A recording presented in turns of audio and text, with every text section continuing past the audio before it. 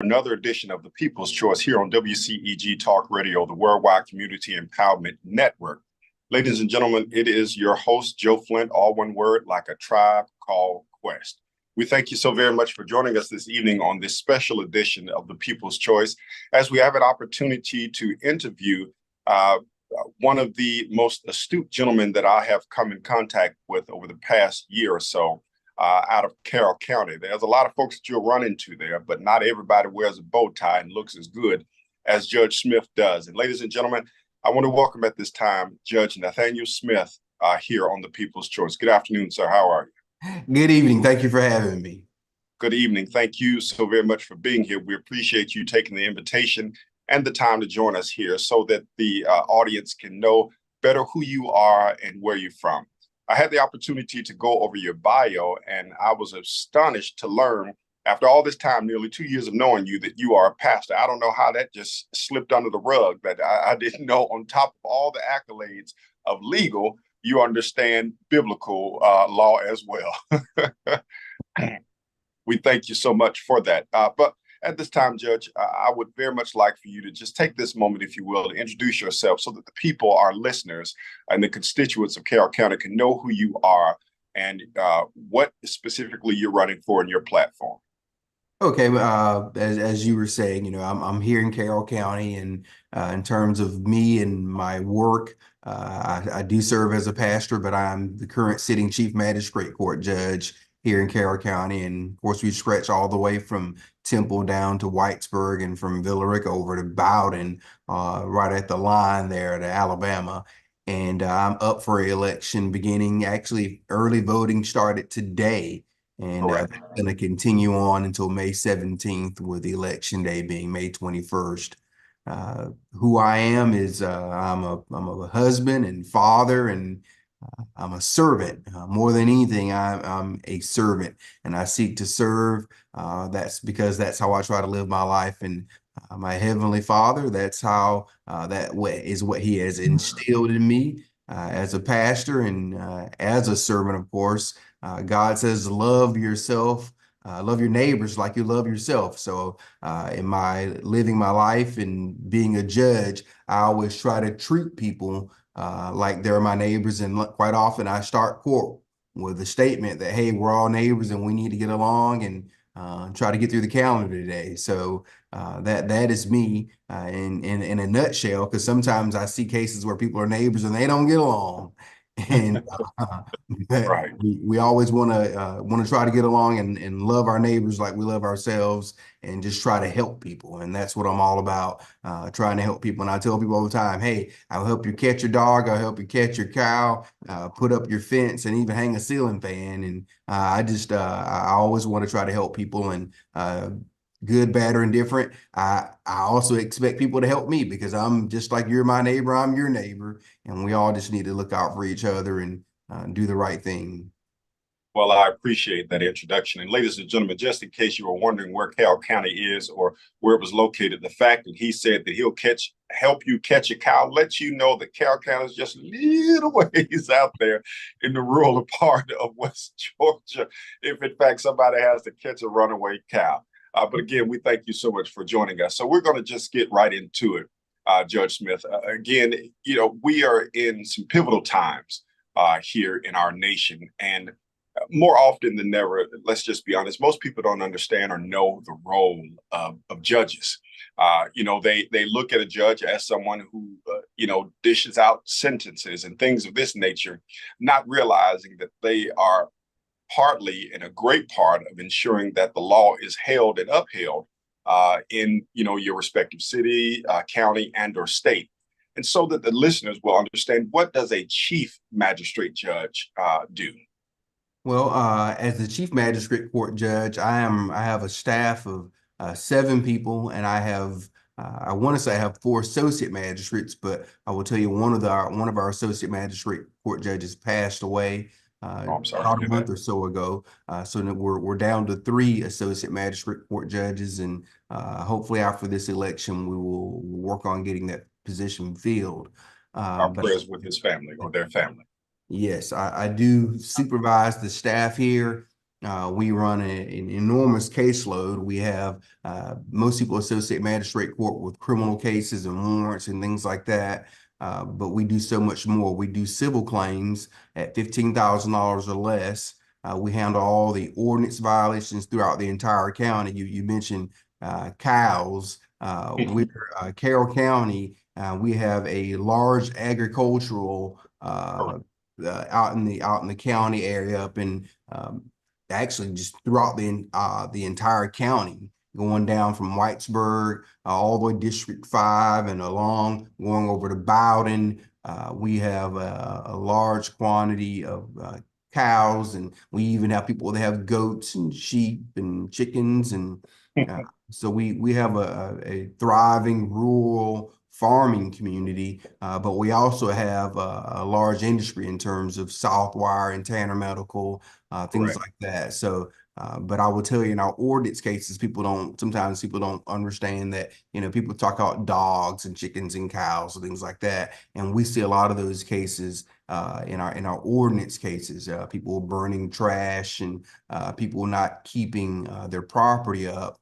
Things of that nature. But all those cases come through our magistrate court, as well as we're on I-20. So we also get abandoned automobiles, and we do a large number of evictions. But I will tell you, our civil caseload, in terms of collection, things like that, it is pretty much equal right now with our current eviction rate in terms of the number of cases. We ran about 2,800 evictions last year, and we also ran with that about 2,800 collection cases, Capital One, Home Depot, Lowe's, First Finance, cases like that where people are being sued by creditors.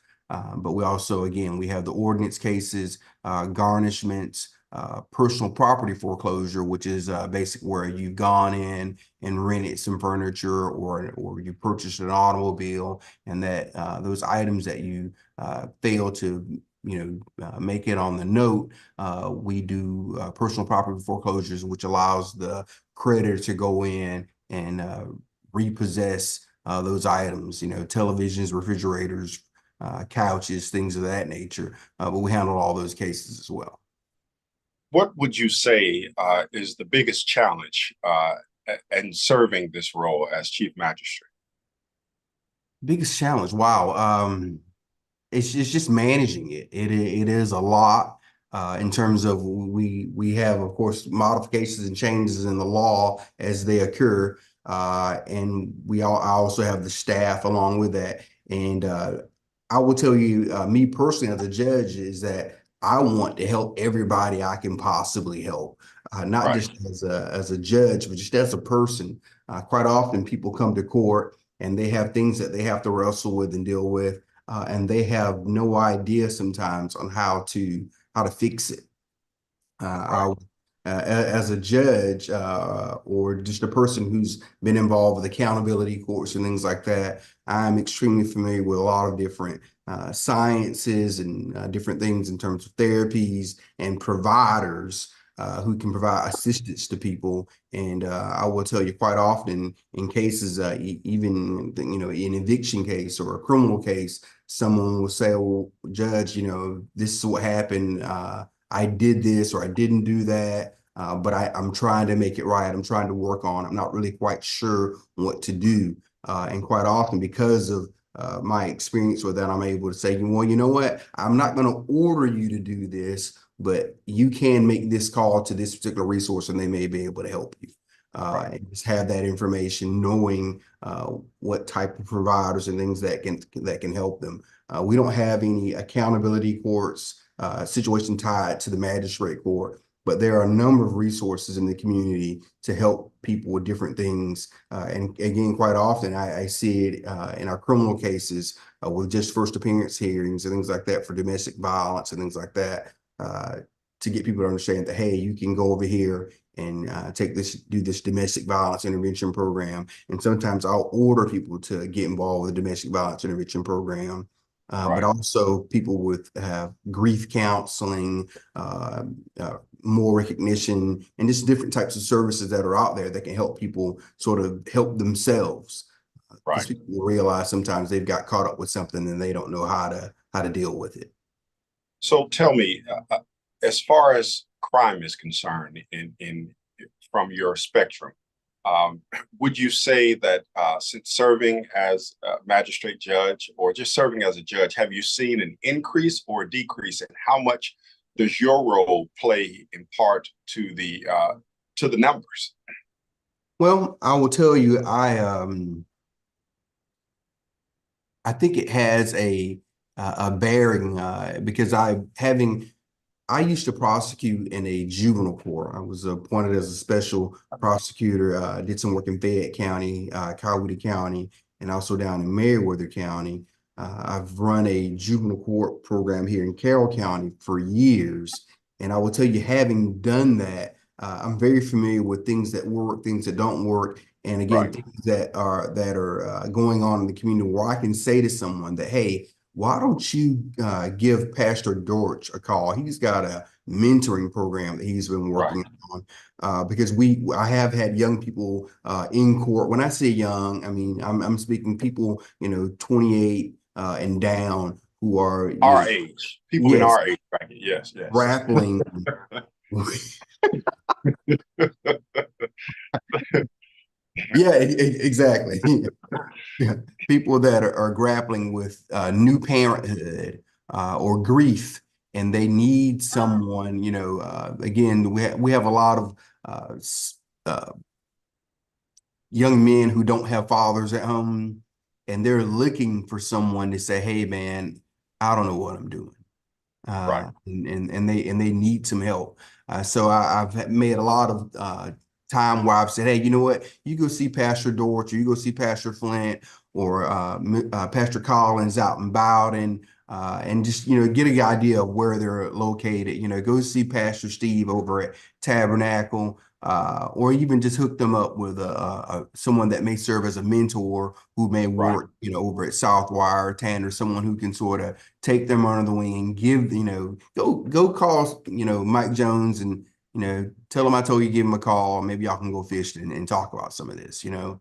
Um, we also have a veterans court down in Coweta County, and I ended up talking to Judge Simpson one time about our circuit, some debate and conversation about the circuit splitting, but looking into the possibility of developing a veterans court here in Carroll County.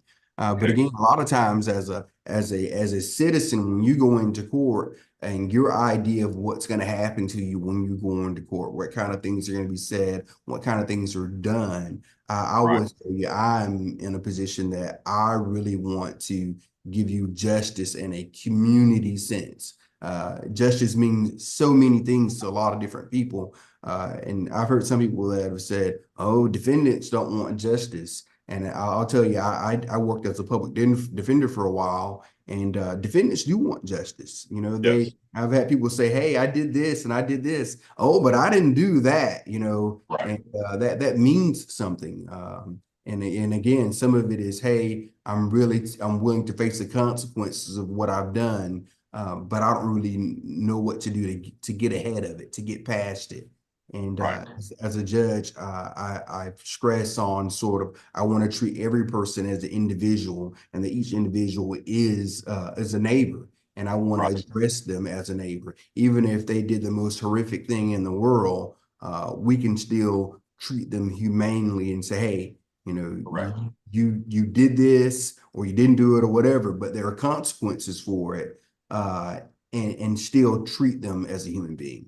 I As I was listen to you, I'm sorry, I Go apologize. ahead.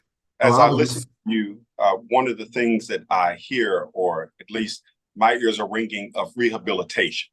And so I guess my next question is how much rehabilitation in any avenue, in any source, takes place from your courtroom? Well, strangely enough, we are not a sentencing court other than ordinance cases. Gotcha. I heard someone talk to me, sort of, I was at a campaign question and answer sort of series thing, and someone was saying, are you going to be tough on crime? I will tell you that magistrate court is not necessarily we don't sentence people in magistrate court Right. other than in ordinance cases. All the other cases, We see them at first appearance, which is a bond hearing or Right. preliminary hearing, where we consider the case for basically the probable cause as to whether or not Right. there's probable cause for this case to for the offense and should it continue. And quite often, I mean, there is probable cause 90 probably 99% of the time, because the officers make pretty good cases Right. in terms of probable cause. But after that, we bind those cases over to the court that would ultimately have jurisdiction over them. But a Right. lot of times what happens is that people are in those hearings and they'll say, hey, I did this, but I don't really know what to do. They're confused about, how do I fix it? And that gives our court an opportunity to say, hey, how about you go see this provider and do these things? And if you get them done, I'm sure we've got some pretty good DAs here to say, if you get this stuff done, maybe the DA's office will consider it in terms of your case on the end loop. Right. And that I think that helps a lot. I've had several people come back and sort of see me in the hallway here at the magistrate court and say, hey, I got that stuff done. Thank you. Right. It's helping out a lot. Or hey, I'm looking, you told me to go do this. That it would be a good idea, but I'm having a difficult time finding a provider. So those things I think long term, because to use as an example, as a domestic violence case, Right. if we do nothing, you can tear a family apart on a domestic violence Correct. case because we say, Correct. hey, no contact with your wife or no contact with your husband and so forth, and that takes that case a while to get to court. Then we look at a situation where that family is just completely torn apart because somebody needed grief counseling because their child died and they did something horrible in as a reaction to it. And it gives us as a court as an opportunity to say, hey, you know what, you got this stuff going on. Go do this. Our solicitor here is Becky Jackson, and I'll tell people that if you go get this stuff done and file a motion to modify the conditions of your bond, because I routinely will order no contact as a condition Right. of bond, because people, when they get into these heated fights and tearing up houses and cars and things like that, we want to keep the victim safe. Um, Right. but so in that situation, I say, hey, how about you talk to me about this? How about you go and get some grief counseling over at Phoenix Resource Center or Resolutions or something like that. And you provide that information to Ms. Jackson over the solicitor's office. And she may consider, altering your conditions of bond so you can work on keeping your family intact and things Right. like that. And that rehabilitative element also lends toward a situation in sentencing on the domestic violence case or battery or simple battery or whatever it may be on what the solicitor's office may recommend, or even give some ammunition to the defense attorney to say, hey, this happened. This is why it happened. The family's, great now, and we've got this behind him, and that this is, again, this is our neighbor. This is a guy who lives next door to us, and Right. or down the road or whatever it might be. But we need to try to, because in these cases they affect the family. We Of have to look course. at more than just, we want to protect people, but we also don't want to have a situation where we make a bad situation Right. worse. There's always been a stigma, if you will, concerning law enforcement. Starting, of course, with police, and then getting to the courthouse. There's a stigma that the judges or just the legal system doesn't always hear someone out. They focus specifically on the law, which is important, but sometimes they don't hear people out. And from our conversation, what I hear from you is that one of your main goals outside of just ordering the law is to hear what are the issues that individuals are facing, so that they can get the necessary help needed in order to either overcome the situation or to improve their lives as a whole. And that's very good. And I hope all of the listeners and the constituents in the community or in the county will hear that. We talk a lot, or we hear a lot about the statement of community policing. But I have to tell you, Judge, and this is no darts thrown at you. I've never known judges just to be in the community. So people are just wondering sometimes, and the truth be told, and I think you'll agree to this, is that when it comes to elections, we go to the ballot and we see all these names of judges. We're like, who are these people? I have no idea who they are. But you either vote for them or you don't. And I'm a firm believer that bad people are elected each year by good people who don't vote.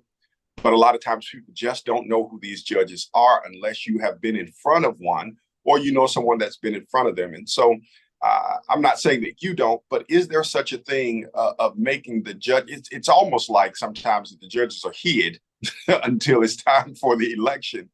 And then, at election time, you see all their name, you see their names pop up. Again, community policing. But how can a judge, how can the office of a judge make a greater impact in the community so that people can see what he or she is doing and understand that, that he or she is a fair individual, and people are not just coming to their court and just going to be cast down the road for whatever the case may be? It's difficult because I will tell you that judges sometimes get concerned about security. Yeah. And I will tell you, even myself, I've had, again, people walk up to me and I'm not sure what they're going to do or what they're going to say. Yes. I get people all the time that I deny them bond based on, just the, what I call Ayala factors. And Yes. People get angry, extremely angry with you. And initially they're nice, and then when you say, "Well, I'm sorry, based upon this, I'm gonna have to bind your case. I'm gonna deny your request for bond today." And some people get really, really angry. Yes. I can. But you just in terms of the community, I'm always out and about in the community. Always has been out in the community. I like to help people. So if I'm driving down the road and your car breaks down in front of me, I'm probably gonna try to help you move it out of the way or fix it or whatever you need me to do. And I have learned that can be dangerous because Oh, yeah, people aren't sure. always happy with you. Uh, Yes. and I think some judges are probably maybe more fearful of that. But my belief in terms of my values with God is, if it's time for me to go, it's time for me to go, and I'll Yes. just go home and be with the Lord. So I keep being me, as they say. Yeah. Yes. But it's the legal community in terms of judges do have concerns about that. I don't know if you've ever met Judge Duffy or not, but Judge Duffy, he's a senior judge now, but he Superior Court judge, and he would just walk. You'd see him all the time in the community walking around, and he's never, been concerned about it. And I think, Yes. hey, if he can do it, I can continue to Yeah. just Yes. be me. I'm not going to go hide in the house. And some of it is a neutrality issue that I Yes. recently spoke to another Absolutely. judge about because I know a lot of people, and I get Mhm. concerns that, hey, I know this person in court, but I don't know. I may know, the plaintiff or the defendant, but I don't know the other person. And I Right. never want to give this persona that, hey, I'm favoring one person over the other because I know them. And what I'll do is, in my heart of heart, I'll sort of digest it and I'll say, okay, I know this person, but I don't know them well enough to have Correct. bias one way or the other.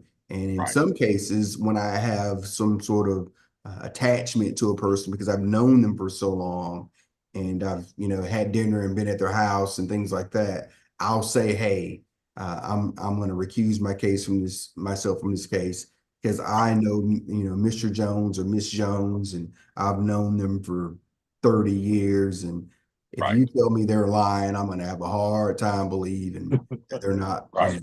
trying to Right. pull one over. So I've had some cases like that I've said, what, I'm just not going to hear this case. And there's Yes. some that I put it in, I'll tell them that, hey, I know you and I know you. Are you all comfortable with me hearing the case? I think I can Right. hear it Right. and be fair, but I'm going to ask you, what do you think? I'll hear it if you want me to hear it. If not, I'll find Yeah. another place to hear it. That's huge to hear, though. I don't know that I have ever known any judge to publicly say that that he or she will recuse themselves because of said relationships or friendships with people. You hear it on the news with large cases or things of that nature, but you don't generally hear that from a local stance and how it affects the individuals. So that's really good to know. So tell us a little about your platform and why is it that the people of Carroll County should trust in you to be or to continue serving as a chief magistrate court judge? Well, I've really thought about that, and people have asked me about that, and I will tell you, I've really thought about it in two terms. One, you'll drive around town and you see signs that say, keep Smith Chief Magistrate Court Judge, and that is just a keep me because there's really no reason not to. I'm here, I'm doing it, I'm serving, and I I try to be as humble as I can. I think I'm doing a good job at it. But at the same time, I'm one of those people that I'm open to criticism, I guess. I'm not, I don't have all the answers. I don't know it all. And I guess as a judge, I think that's part of it. As a judge, you need your job is to listen. And it's very different from being a lawyer. As a lawyer, you advocate for a specific position and you talk about it and you provide your law that backs up your facts and you got a position. And as a judge, my job is to listen to the position of the parties and figure out, who's being honest, who's not being honest, and use my as much wisdom as I have, my knowledge, my experiences to make a decision that is just. And that is just back to that word, to make a decision that is just. When you look at the law gives you some different variables and discretion about different things, but you have to make a decision that is just and consistent with not only previous case law, but just with what is best for the people. And that goes to service. And that is the other thing that I'm just big on is service. People become judges and become lawyers. And I'll tell you, this was a huge kick to me, sort of knocked the breath out of me.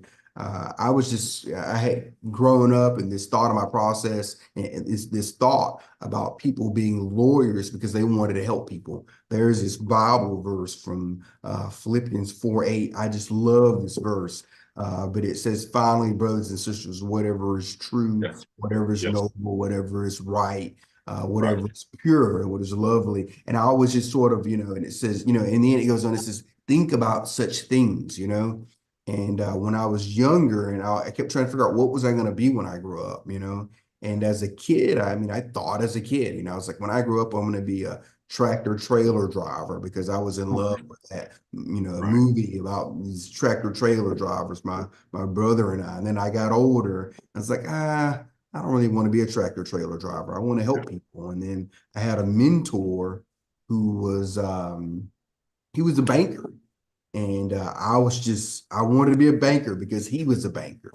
And just sort of drove that bus, I'm going to be a banker. I went to college and initially I was, business management, but then the light came on. It's like, that's not really what I want to do. What's going to make me happy in life is just serving people because that's what I had already, had always done. And that's how I was raised was to, help people and be a servant. So I changed my major to criminal justice. I went to law school, and throughout the entire time, even while in law school, I went and volunteered at a local elementary school and participated in a mentor program there. Did ends of court, things like that, because I wanted to serve and just be the best lawyer that I could be, and at the same time serve the people around me. And after law school, while practicing it, again, I talk to people about service and being a good servant. And, people are like, well, I didn't go to law school to help people. I went to law school to make money. It was just like, what? And it was like a light, and because I will tell you, I ran a law firm for over 20 years. And during that time period, I served as a child advocate. I served as a prosecutor. I served as a public defender. I did a lot of free work because what I did is I sort of measured that, hey, I needed to make, $3,000 or $4,000 a month to survive. And that was like the magic number. anything else that I made, I would give it away, or I do so many free cases. And that's kind of how I lived. And my wife was like, well, this is what you're gonna do, and she's just been along for the ride, and Right. for things, I would buy backpacks for kids and things like Right. that. And she'd say, oh, our kids need backpacks, It's like, Well, listen, Judge Smith, if you they'll be decide to all go back right, and they you can use the decide to go back backpack into they had practice, last year. if you decide to go back into practice and you still making 3,000 to 4,000 and you want to give the rest of it away, I can give you an account for you to put that. If you want the rest of it to go away. But that, to hear that, it further lets us know that that service is who you are. Serving the community, serving the public. Service is innate in the person that you are.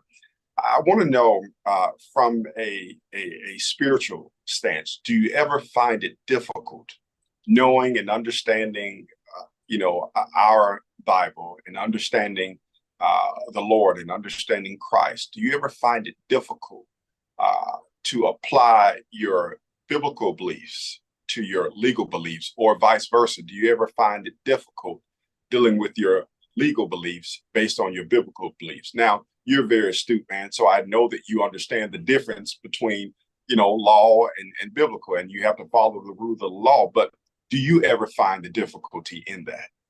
No, not really at all. And Yeah. the reason I say that is because the Lord teaches us that all authority comes from the Lord.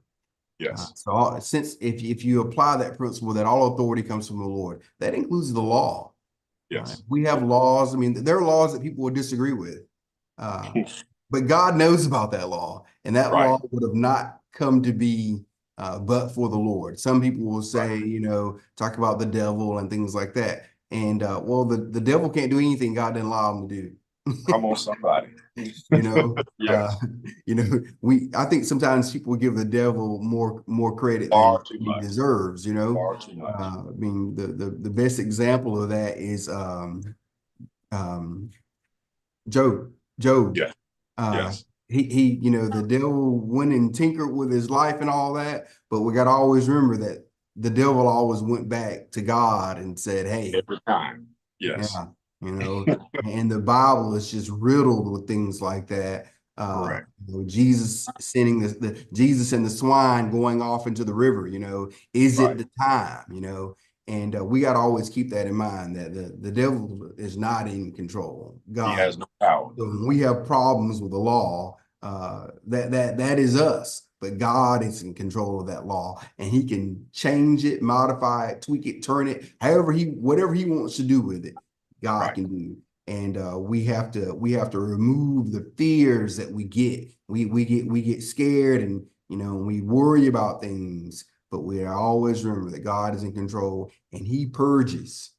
We got to keep that in mind. God Yes, purges. sir. He makes Yes, us sir. walk through the fire, and walking through the fire means we're not going to be comfortable. Right. We just got to endure, and we got to examine ourselves and keep walking through the valley, through the shadow of death, because he doesn't leave us there. He's right there with us, walking Absolutely. through there with us. So we just got to always keep that in mind, and it's going to be all right. It's going to be uncomfortable, but we're going to be all right. Absolutely. If, Absolutely. if your Now, faith is in him, it's going to be all right. that's the biggest part. I always stress that in every miracle that we refer to or that we talk about that Jesus done, he always replied, according to your faith. According to your faith. So that's the one thing that we always have to remember, that if our faith is in him, then things will work out for us. Judge, where can our listeners and your constituents find you, and how can they help and contribute to your campaign? You can visit my website at www.judgenathanielsmith.com. And I have an open door policy.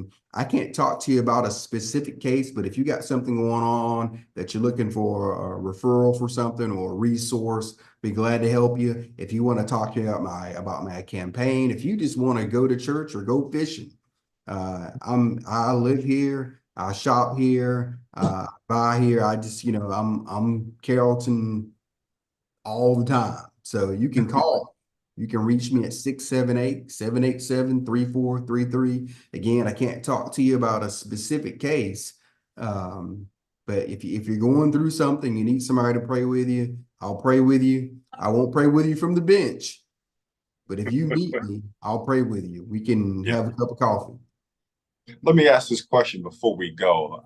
You've been in the legal system long enough.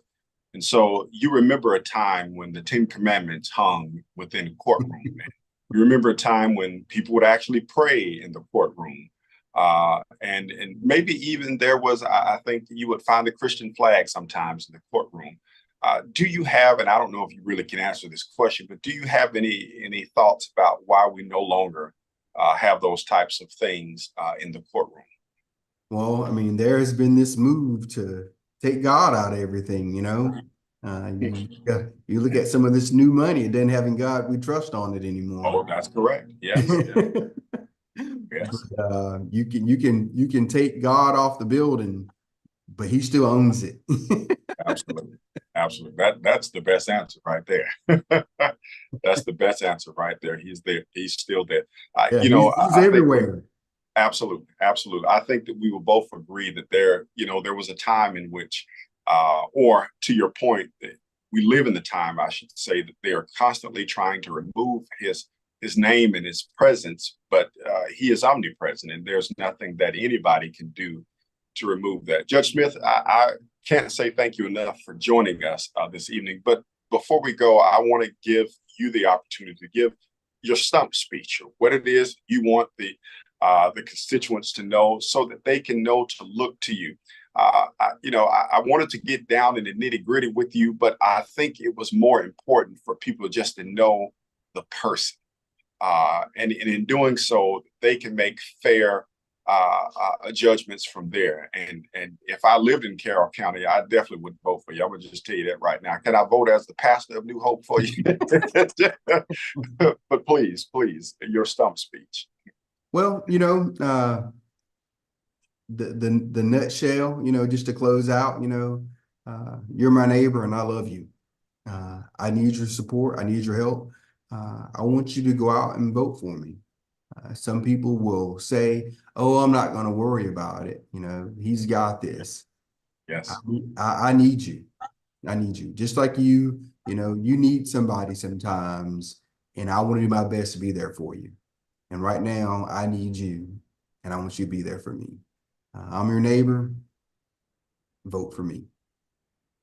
fantastic. I love it. I almost felt like we had Mr. Rogers here when you said I'm your neighbor. If you mess around and put on a sweater and change your shoes right now, I know that's where we're going.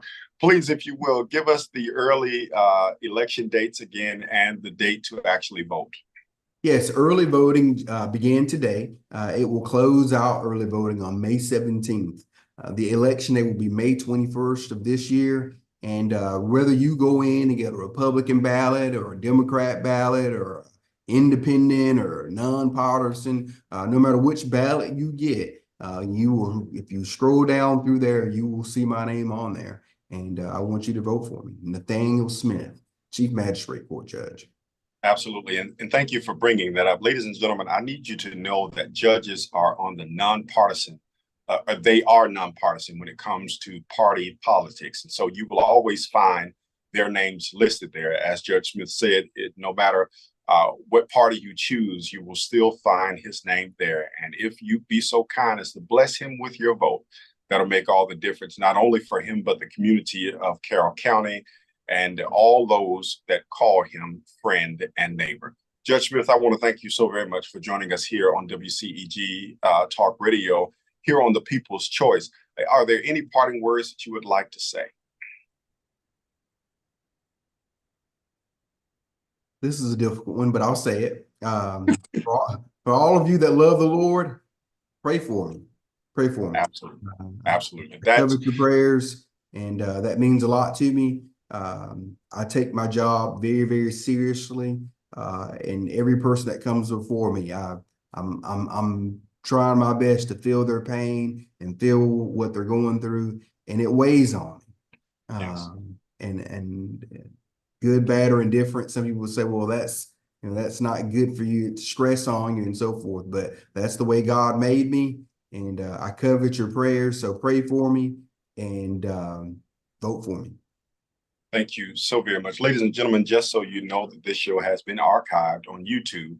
And we can't say thank you enough for Judge Nathaniel Smith for giving us this opportunity to meet with him. And Judge, I want to extend an invitation to you anytime that you want to share some information about the community and what's happening concerning your court or anything of that nature, please contact us and we'll be glad to have you back here on the show. But we'll definitely have a post interview when you are the new elected magistrate court judge of Carroll County. Thank you so very much for joining us, ladies and gentlemen. This has been another edition of the People's Choice here on WCE Talk Radio, the Worldwide Community Empowerment Network. And we've had the privilege and the opportunity to chat tonight with Judge Nathaniel Smith, candidate for Chief Magistrate Court Judge of Carroll County. Thank you again, Judge. Thank you, everyone. Good night. Thank you.